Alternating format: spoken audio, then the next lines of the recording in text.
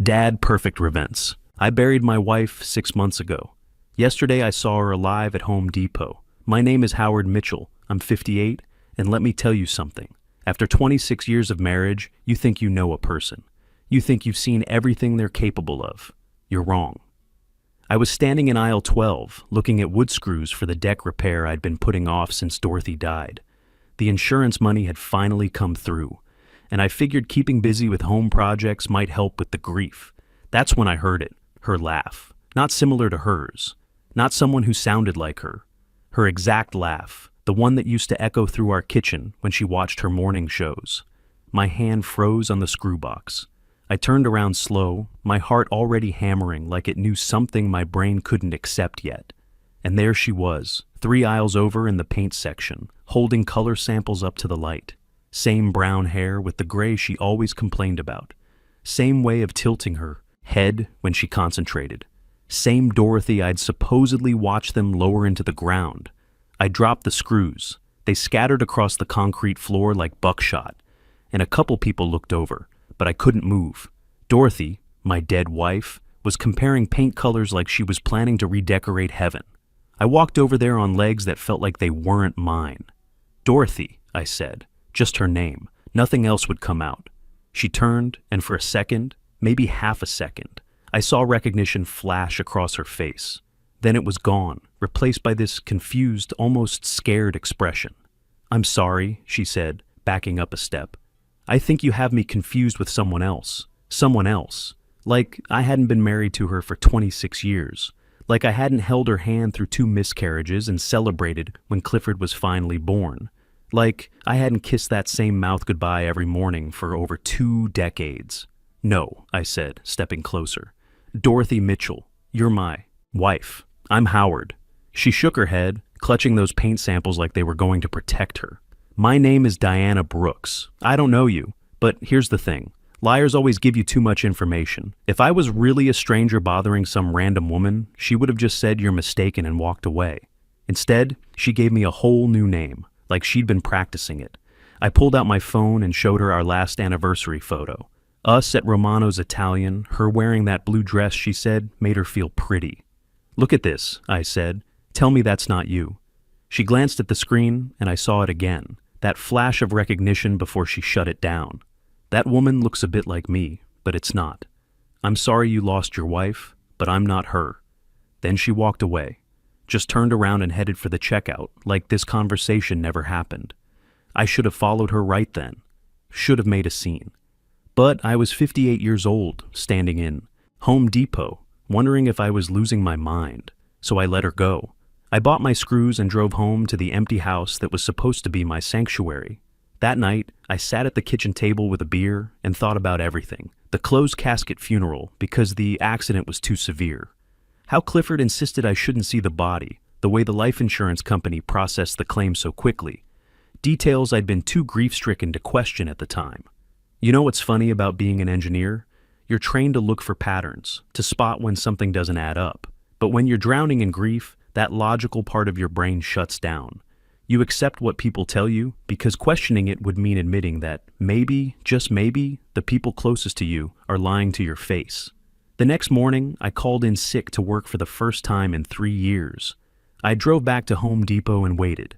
Call it engineer's logic. People are creatures of habit. If Dorothy was local, she'd likely shop the same places, same times. I parked where I could see the entrance and waited. 3 hours. That's how long it took before she showed up again, this time with a shopping cart and a purpose. She walked right past my truck without looking, focused on whatever project she had planned for the day. This time, I didn't approach her. I followed. She drove a white Honda Civic I'd never seen before, license plate I memorized without thinking about it. Old habits from my engineering days. You document everything, you verify twice, you trust, but confirm. We went about 15 minutes from Home Depot to a neighborhood I'd driven through but never really noticed. Small ranch homes, the kind young families buy as starter homes or retirees downsize into. She pulled into the driveway of a pale yellow house with a neat front yard and flower boxes that looked like someone actually cared about them. Not fancy but maintained. The kind of place Dorothy always Said she wanted when we were first married, before I started making enough money for the bigger house we ended up in. And that's when my world completely fell apart. A man came out to help her with whatever she'd bought. Mid-40s, dark hair, wearing work clothes with grease stains that told me he worked with his hands. He kissed her cheek, not like a friend, like a husband. The casual intimacy of people who'd been together long enough to stop thinking about it. Then a little girl, maybe 8 years old, ran out yelling, "Grandma Diana!" and wrapped her arms around Dorothy's legs like she'd been waiting all day for this moment. Grandma Diana. My supposedly dead wife was playing grandma to some other man's grandchild. I sat in my truck for 2 hours watching them, watching Dorothy, or Diana, or whoever she was calling herself now, hang her coat in a front hall that wasn't ours, watching her move around through the windows of a kitchen that wasn't the one I'd remodeled for her 3 years ago. Watching her live a life that didn't include me, had never included me, like I was some stranger she'd met once at a bus stop. The man, I found out later his name was Ray Garrison, owned a small auto repair shop about 10 minutes away, had a granddaughter from his daughter's previous marriage, and the little girl spent weekends with them, with Dorothy playing house in a life I'd never known existed. When I finally drove home, one question kept hammering in my head like a nail gun, on repeat. If Dorothy was alive, who the hell did I bury? That night, I did something I hadn't done in months. I went through Dorothy's things, not the clothes I'd donated or the jewelry I'd put in the safety deposit box for someday giving to Clifford's future wife. I went through her desk, her filing cabinet, the box of papers she'd kept in the bedroom closet that she said was just old bills and tax stuff. Turns out, it wasn't just old bills. There were bank statements for accounts I'd never seen before, credit card applications in her maiden name, a post office box rental receipt dated 3 years ago, insurance forms, medical records, even what looked like a birth certificate, all for Diana Brooks. Diana Brooks. The woman she'd become to escape being Dorothy Mitchell. I spread everything out on the dining room table, like evidence in a case I was trying to solve, because that's what this was, a case. My wife hadn't just died and come back to life. She'd planned to disappear, created a new identity, and executed it so perfectly that even I, the man who'd shared a bed with her for 26 years, had bought the lie completely. The next morning, I called Clifford, my son, my only child, the boy I'd taught to ride a bike and helped through college and trusted to help me navigate the worst loss of my life. He answered on the first ring, which should have been my first clue. Something was off. Clifford never answered on the first ring. "Dad, hey, what's up? Son, I need to ask you something, and I need you to tell me the truth. Did you actually see your mother's body after the accident?" Long pause. Too long. In engineering, we call this a red flag indicator. When someone takes too long to answer a simple yes or no question, they're calculating their response instead of just giving it. "Dad, we talked about this. The accident was bad. The funeral director said it was better to remember her the way she was. That's not what I asked. Did you see her body? Yes or no?" Another pause. "No." "But Dad, why are you asking this? Are you okay? Have you been taking your blood pressure medication?" See, that's deflection. Instead of answering my question, he was trying to make me question myself. Classic manipulation technique. I'd seen project managers do it in meetings when they didn't want to admit they'd missed a deadline. I told him everything. The Home Depot encounter, following her home, the man and the little girl calling her Grandma Diana, the papers I'd found, the fake identity, the secret bank accounts. I laid it all out like an engineer presenting data to a review board. I expected shock, disbelief, maybe concern for my mental health. Instead, I got silence. Dead silence that stretched on so long, I checked to make sure the call hadn't dropped. "Clifford? Dad?" His voice cracked like he was 16 again, caught sneaking out past curfew. "I'm so sorry." Those 4 words told me everything I needed to know. My 32-year-old son, the boy I'd taught to throw a curveball and helped with his first job application, had been lying to my face for 6 months while I grieved a woman who was out there playing grandmother to someone else's family. "How long have you known?" I asked. "About 3 years. I found out by accident when I was helping with the business paperwork for the marine supply company. You remember when you had that hernia surgery and couldn't lift anything for 6 weeks? I was going through the files, trying to organize everything for tax season, and I found duplicate utility bills, insurance payments going to two different addresses, phone bills for numbers I'd never seen before. I remembered that surgery. I remembered being grateful that Clifford was willing to help with the paperwork so I could focus on recovering. I remembered thinking what a good son I had, how responsible he'd become. When I confronted her about it, she broke down crying, he continued, said she'd made mistakes, got in too deep with this other guy, but she was trying to figure out how to get out of it without destroying the family. She begged me not to tell you, said it would kill you, said it would destroy everything you'd worked for, everything I'd worked for, like the 26 years I'd spent working overtime to give them both a good life was some kind of business investment instead of love. The plan was hers, he continued, and I could hear him crying now. She said she wanted out of the marriage, but didn't want to lose half the assets in a divorce. She said you'd fight her for everything, that you'd use your connections in the construction industry to make sure she got nothing. She was scared, Dad. She said it would be easier for everyone if you just thought she was dead. Easier. For everyone except me, apparently. There was this homeless man, Clifford went on. Terminal cancer, no family except a niece in California who hadn't talked to him in 10 years. Mom found him through some volunteer work she was doing at the shelter. She offered him money, a lot of money, to let her use his identity when he died. And she offered the niece money too, to keep quiet about the timing. I felt sick. And you went along with this? I didn't know about that part until after. I swear, Dad. I thought she was just having an affair, that maybe she'd come to her senses and end it. But then she came to me with this plan. She said once the life insurance paid out, everything would pass through me, and I could take care of you. Make sure you had enough to retire.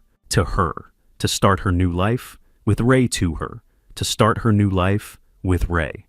She said it wasn't really stealing, because she'd contributed to paying the premiums all those years. She said she deserved something after 26 years of marriage. She deserved something. After 26 years of me working 50-hour weeks so she could stay home and pursue her hobbies. After 26 years of me handling the finances so she wouldn't have to worry about money. After 26 years of me thinking I was building something with someone who was planning my funeral while I slept beside her. I kept some of it, he continued, about $30,000, to maintain appearances, to make sure you were okay financially until you figured things out. I hung up. I sat in that empty house for the rest of the day, looking at the life insurance papers, the bank statements, the fake identity documents spread across my dining room table. Dorothy had been planning this for years, not months, years. While I was working overtime to pay off the mortgage early so we could retire comfortably, she was creating Diana Brooks. While I was putting extra money into Clifford's college fund and then helping him with his first apartment deposit, she was opening secret bank accounts. The next morning, I did what I should have done from the beginning. I Googled private investigator fraud and found Vernon Cole, former police detective, 25 years on the force, specialized in financial fraud and missing persons cases. His office was in a strip mall between a tax preparation service and a sandwich shop, which somehow made him seem more trustworthy than if he'd been in some fancy downtown building. I walked in with a folder full of everything I'd found. Vernon was probably 60, gray hair, sharp eyes behind reading glasses, the kind of guy who'd seen every kind of human stupidity and wasn't surprised by any of it anymore. My wife faked her death, I told him, sitting down across from his desk. My son helped her do it. They stole $150,000 in life insurance money, and she's living under a false identity with another man. He didn't even blink. Just opened the folder and started going through the papers I'd brought. If what you're telling me is true, Vernon said after 20 minutes of reading, this goes way beyond adultery. This is insurance fraud, identity theft, conspiracy to commit fraud. We're talking about multiple felonies here. It'll take some time to build a solid case, but if the evidence holds up, your wife and son are looking at serious prison time. I wrote him a check for $5,000. I want proof, not suspicions, not theories. Proof that will hold up in court. What's your goal here? He asked. You want them arrested? You want the money back? You want to expose them publicly? Because how we proceed depends on what kind of outcome you're looking for. I thought about that question for a long time. What did I want? I wanted my wife back, but that woman had never really existed. I wanted my son to be the man I thought I'd raised, but that was apparently a fantasy too. I wanted the last 6 months of my life back. All those nights I'd lain awake wondering what I could have done differently. All those mornings I'd woken up to emptiness thinking it was grief, when it was actually relief that I didn't have to pretend anymore. I want justice, I said finally. I want them to face consequences for what they did, and I want every penny of that money back. Vernon nodded. Then we build a case that'll stand up in court. This is going to take time, and it's going to get ugly. Your wife's going to hire a lawyer who will claim she was escaping an abusive marriage. Your son's going to say he was trying to protect his mother from a controlling father. They're going to paint you as the villain in this story. Let them, I said. I've got 26 years of neighbors who never saw me raise my voice to her. I've got coworkers who never saw me miss work because of mysterious injuries. I've got bank records showing I put her name on every account, every investment, every asset we built together. If she was so scared of me, why didn't she just leave? Why go through all this elaborate fraud? Vernon smiled for the first time since I'd walked into his office. Now you're thinking like a prosecutor. Give me 2 weeks. While Vernon worked, I did my own investigation. I went back to that yellow house with Ray Garrison 4 more times over the next 10 days. I learned Dorothy's new routine, took photos with a telephoto lens I borrowed from my buddy at work who did wildlife photography on weekends. I documented her living this whole other life, grocery shopping, taking the little girl to school, cooking dinner in a kitchen that looked nothing like the one she'd complained about for the last 5 years of our marriage. I found out Ray owned Garrison's Auto Repair, a small shop that specialized in older cars and trucks. Good reputation in the community, divorced about 8 years ago. Granddaughter named Emma, who spent every other weekend with him. A decent guy, probably, who had no idea he was harboring a fugitive. Dorothy had inserted herself into their lives so smoothly, it was like she'd always been there. Playing grandmother, playing house, playing the role of a woman who'd found love later in life, instead of a woman who'd faked her death to avoid the inconvenience of divorce. Vernon called me exactly 2 weeks later. I've got enough for a full report. You need to see this in person. The folder he handed me was 3 times thicker than what I'd brought him. Bank records showing Dorothy had been siphoning money into secret accounts for over 2 years before her death. Property records for the Yellow House, purchased under the Diana Brooks identity 8 months ago, with cash. Utility bills, credit card applications, even a voter registration, all under the fake name. And then the smoking gun, phone records showing regular calls between Dorothy's secret phone and Clifford, continuing right up through the previous week. Even after confessing to me, my son was still in contact with her, still part of the conspiracy. Your wife didn't just fake her death, Vernon said. She's been planning this new life for years. The homeless man who died in her place, his name was William Davis, and he died of cancer in County General Hospital on March 15th, 6 months and 3 days ago. The niece in California was paid $25,000 to keep quiet about the timing of his death and to authorize cremation under your wife's name. And my son knew all this? The phone records suggest he's been helping her maintain her new identity even after the funeral. He's not just an accomplice, Mr. Mitchell. He's been actively participating in defrauding you for months. I closed the folder slowly. What are my legal options? Criminal charges for sure. Insurance fraud, identity, theft, conspiracy to commit fraud. Federal charges too, because she used falsified documents to cross state lines for banking purposes. Your wife and son are looking at 3 to 5 years minimum, probably more if the prosecutor wants to make an example. That night, I called Barbara Stone, a criminal defense attorney who'd handled several high-profile fraud cases in our city. Ironic, hiring a defense attorney to help me prosecute someone, but Vernon said she understood the system better than most prosecutors. She reviewed Vernon's evidence and nodded grimly.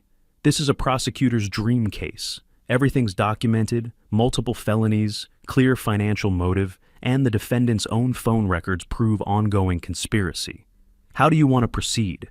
I want them both arrested. I want the money back. And I want everyone who knew me to understand that I wasn't the problem in my marriage. She filed the complaints the next morning. By noon, warrants were issued for Dorothy Mitchell, also known as Diana, Brooks and Clifford Mitchell on charges of insurance fraud, identity theft, conspiracy to commit fraud, and theft by deception. They arrested Dorothy first at Ray's house while she was making lunch for Emma. Vernon's contact in the police department said she didn't resist, just asked for a phone call and a lawyer. Ray stood on his front porch watching them put her in the patrol car, probably wondering who the hell he'd been living with for the past year. They got Clifford at his apartment 2 hours later. He called me from jail that evening. "Dad, please, we can work this out. We can pay back the money. Mom's scared. She's in a cell with prostitutes and drug dealers. You don't have to do this. We're family." "Son," I said, and my voice was steadier than I expected it to be. "You helped your mother fake her death and steal $150,000 from me. Then you looked me in the eye every day for 6 months while I mourned her, while I blamed myself for not being a better husband. There's no working this out. There's only consequences." The trial took 4 months. Dorothy pled not guilty and claimed she was escaping an abusive marriage, exactly like Vernon had predicted. Her lawyer painted me as a controlling husband who monitored her every move and threatened her financially. It didn't work. Too many witnesses testified that I'd never been anything but respectful to Dorothy in public. My coworkers confirmed I'd never missed work due to injuries, never complained about problems at home, never showed any signs of being violent or controlling. Our neighbors said the only fights they had ever heard were about normal married couple stuff, money, schedules, whose turn it was to take out the trash.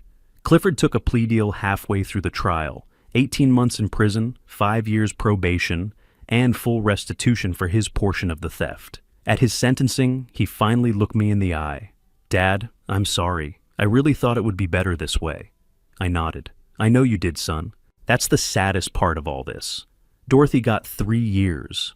The judge said her crime was particularly heinous because she'd exploited her husband's grief and love for financial gain. She never looked at me during the sentencing, just stared straight ahead, like I wasn't there, which I guess is how she'd been seeing me for years anyway. The insurance company recovered most of their payout, and I got back about $130,000 of what was stolen. Not everything, but enough to rebuild with. Ray Garrison tried to contact me once through Vernon, wanting to know if Dorothy had really been married to me. Vernon told him yes, for 26 years, and that he'd gotten lucky finding out who she really was before she decided to die on him too. Today, I'm 59, single, and sleeping better than I have in years. My son writes me letters from prison, and maybe someday we'll rebuild what he broke. Dorothy will be out in 2 years with good behavior, but she'll never be out of the consequences of what she did. Sometimes people ask if I'm angry. The truth is, I was angry for a while, but anger burns out eventually, and what's left is something better. Clarity. I know exactly who I am, what I'm worth, and what I won't tolerate. And I know that sometimes the best revenge is just living well while the people who tried to destroy you face the consequences of their choices. That's enough for me. Trust isn't just about believing someone won't hurt you. It's about knowing they won't systematically plan your destruction while you sleep beside them every night. The people who truly respect you will tell you hard truths to your face, not comfortable lies that serve their agenda.